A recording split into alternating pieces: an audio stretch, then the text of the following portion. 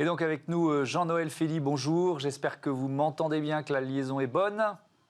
Oui, bonjour Thomas, je vous entends très bien. Bon, vous êtes chef d'entreprise, vous publiez avec l'économiste Patrick Lenain ce livre, L'entreprise vraiment responsable, c'est aux éditions Vuibert. Regard croisé sur la RSE. Je commence par votre conviction affichée dans ce livre, la raison d'être pour les entreprises, c'est l'enjeu majeur de la décennie. Pourquoi dites-vous ça ?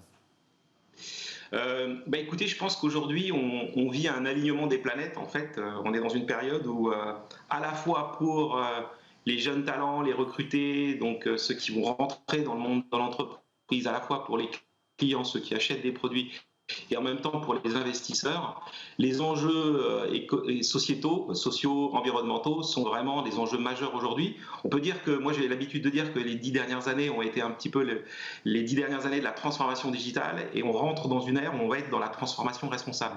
C'est un sujet qui est d'ailleurs à l'agenda aujourd'hui de beaucoup de dirigeants d'entreprises, qu'elles soient grandes, du CAC 40 ou plus petites, ou des ETI.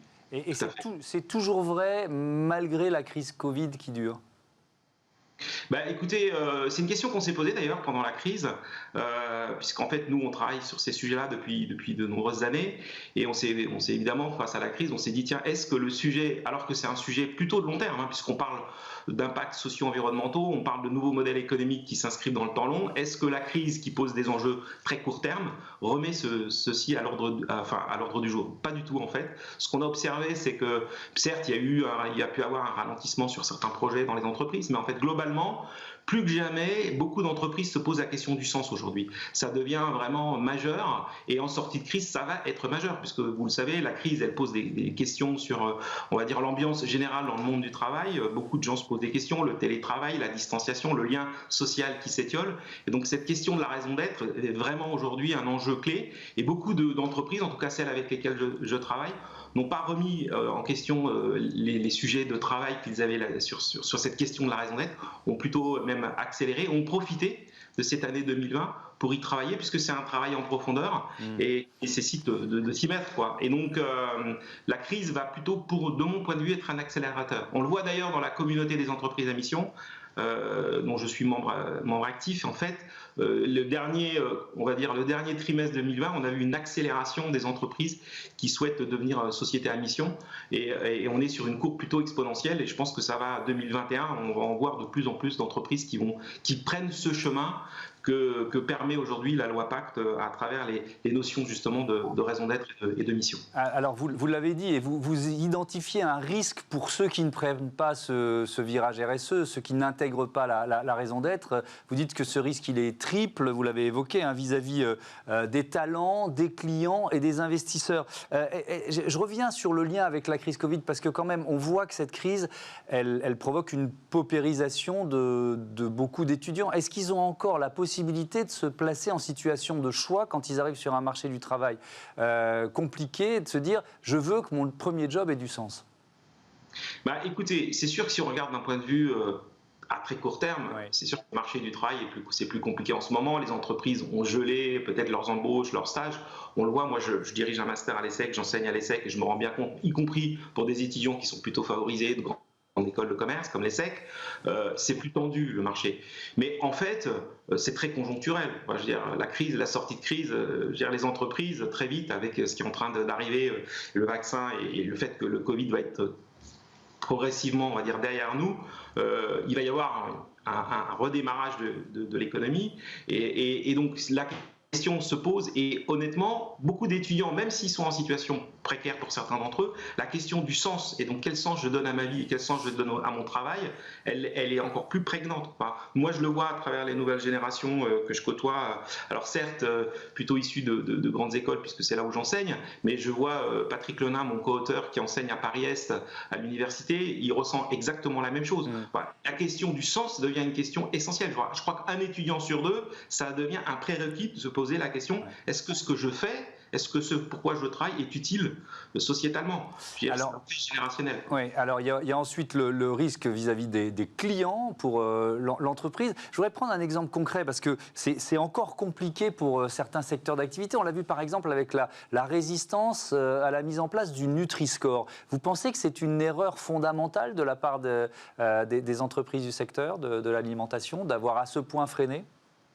De toute façon, je pense que si elles ne le font pas, certes, on peut résister. De toute façon, c'est toujours pareil. Dès qu'on est dans des changements, des évolutions, il y a un certain nombre d'acteurs du secteur qui vont résister. D'autres, au contraire, vont saisir ça comme une opportunité. Ce qui va se passer, c'est qu'à un moment donné, de toute façon, d'autres acteurs émergent et cette transparence de l'information c'est le cas de Yuka, hein, l'application Yuka.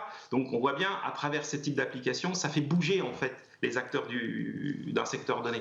On a exactement la même question sur la data qui va arriver. Aujourd'hui, voilà, il y a une utilisation de la data qui est très, on va dire, pas forcément éthique dans bien des cas. Et donc, va émerger un certain nombre d'acteurs qui vont, on parle aujourd'hui de Numériscore aussi, enfin on est exactement dans la même logique. C'est-à-dire cette transparence de l'information qui fait que les gens vont faire des choix plus conscients, en étant plus informés grâce à des baromètres de ce type-là, ou à des échelles de ce type-là, en fait, vont pousser les entreprises à bouger. Et certaines entreprises qui sont conscientes que c'est un enjeu pour leurs consommateurs en vont même en faire un engagement. Et d'ailleurs, c'est là où, dans les raisons d'être, vous savez, la question de la raison d'être, elle se traduit à travers des engagements concrets d'un point de vue social ou environnemental.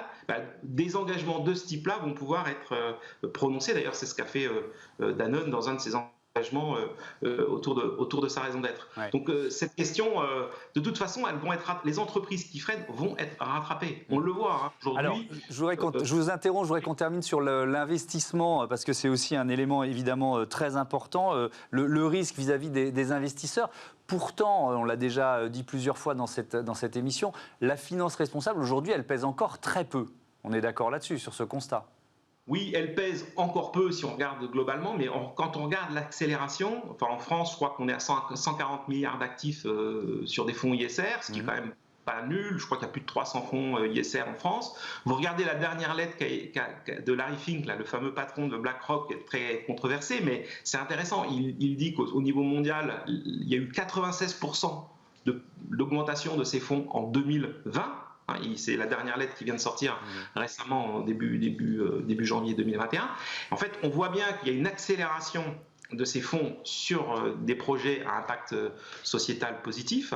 Et donc, cette accélération fait qu'il y a des masses d'argent considérables qui arrivent sur le marché, qui fait qu'aujourd'hui, si vous êtes entrepreneur, si vous avez un projet à impact sociétal positif, avec une démarche responsable, vous allez trouver des financements. Et mieux que ça, c'est qu'aujourd'hui, vous avez des entreprises plus classiques, enfin pas forcément des startups, elles nous disent aujourd'hui, ça commence à arriver, qu'aujourd'hui, elles ont accès à des financements de meilleure qualité, moins chers, avec des taux d'intérêt plus bas, quand elles ont accès à des green funds ou à des fonds à impact.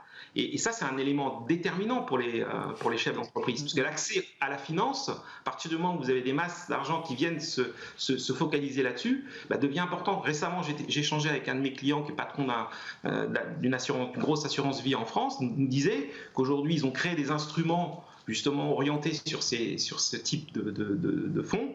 Et en fait, ils ont fait une étude et ils ont démontré qu'en fait, c'est les fonds qui sont les plus rentables aujourd'hui. Donc, c'est quand même intéressant de voir que pour des financiers, ça devient intéressant d'investir dans des entreprises de ce type-là. Mais comment font les secteurs qui sont montrés du doigt? L'industrie du charbon, par exemple, comment elle se finance? Voilà, on peut prendre un autre exemple.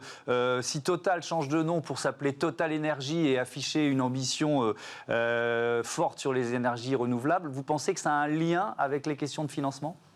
C'est clair. Le problème de Total, c'est qu'aujourd'hui, ils ne vont plus trouver de financement pour financer l'extraction de charbon dans des conditions qui sont plus acceptables d'un point de vue de la responsabilité sociétale. Et donc aujourd'hui, ils ont besoin... D'ailleurs, le fait qu'ils aient changé de nom, passé Total à Total Énergie, le montre bien. Ils sont en train de faire un move considérable pour aller vers d'autres types d'énergie que des énergies carbonées. Et parce qu'aujourd'hui, de toute façon, on n'arrivera plus à financer ces projets demain. Et parce que ça devient trop risqué pour un investisseur d'investir dans des entreprises qui peuvent présenter un risque à terme. Parce qu'à un moment donné, quand vous êtes investisseur, vous avez des actions. Regardez ce qui est arrivé au Dieselgate avec Volkswagen, avec Boeing, avec l'affaire Bayer-Monsanto. On voit bien que si vous investissez dans des entreprises de ce type-là, vous prenez un risque considérable sur votre portefeuille d'actions. Donc à un moment donné, en tant qu'investisseur, ça devient aussi votre intérêt, en tout cas sur du moyen-long terme, d'investir dans des entreprises qui sont responsables, en tout cas qui sont dans ce mouvement-là et qui vont investir dans des projets à dimension sociétale beaucoup plus importante. Merci beaucoup, merci Jean-Noël Fély. Je rappelle le titre de votre livre écrit avec Patrick Lenain, L'entreprise vraiment responsable. C'est aux éditions Vuibert. Tout de suite, notre débat, on se demande si l'écologie est de droite ou de gauche.